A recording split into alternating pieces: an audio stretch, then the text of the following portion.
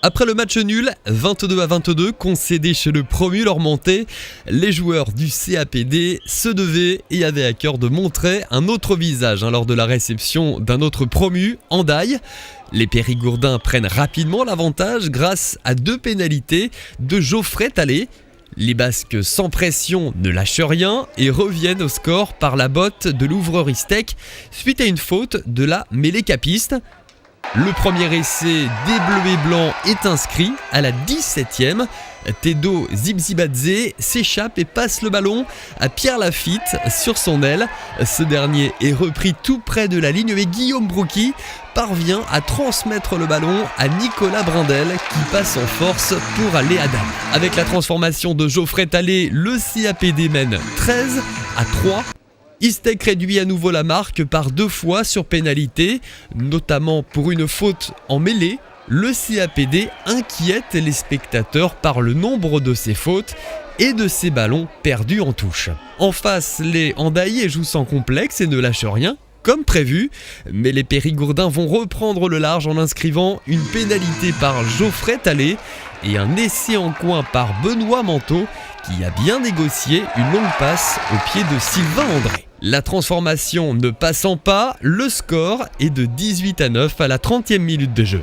Exploitant les nombreuses fautes périgourdines, les Basques reviennent encore au score avec le sans faute de leur ouvreur Istec aux 33e et 36e minutes de jeu. 21-15, c'est le score à la mi-temps.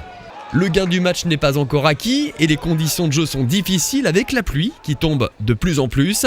Les murs des vestiaires ont dû trembler au son de la voix d'Olivier Laurent. Paradoxalement, les Périgourdins ne sont plus qu'à un essai du bonus offensif. Ce sont pourtant les Hendaillais qui scorent les premiers en deuxième mi-temps, une nouvelle fois par Istec.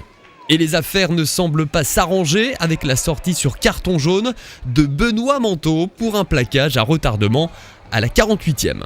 Contre toute attente, c'est le moment que choisissent les capistes pour se réveiller. Suite à une touche bien captée par Freaky Spies, ils forment un groupé pénétrant qui avance sur 40 mètres. Poussés à la faute, les Basques perdent leur 3e ligne, la beuguerie sur carton blanc.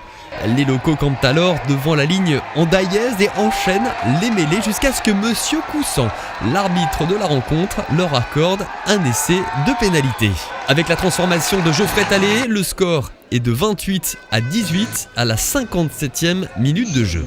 Les Hendaillais semblent commencer à s'offrir d'un banc moins puissant que celui de leurs hôtes du soir. Bonus offensif en poche, les Périgourdins ne lèvent pas le pied. À la 63e, Tedo Zibzibadze contre un coup de pied de Bensono et permet à Rémi Mathieu, tout juste entré en jeu à la place de Xavier Nolot, de marquer en moyenne position. Avec la transformation de Thomas Fontaliran, remplaçant de Geoffrey Tallé, le CAPD conforte son avance avec un score de 35-18 à la 63e minute. Mais ce n'est pas fini, bien servi par Sylvain André, Pierre Lafitte fait une nouvelle fois briller ses jambes de feu et marque le 5e essai capiste au terme d'un sprint de 50 mètres dans la défense basque. Thomas Fontaliran passe la transformation en coin et porte la marque à 42-18.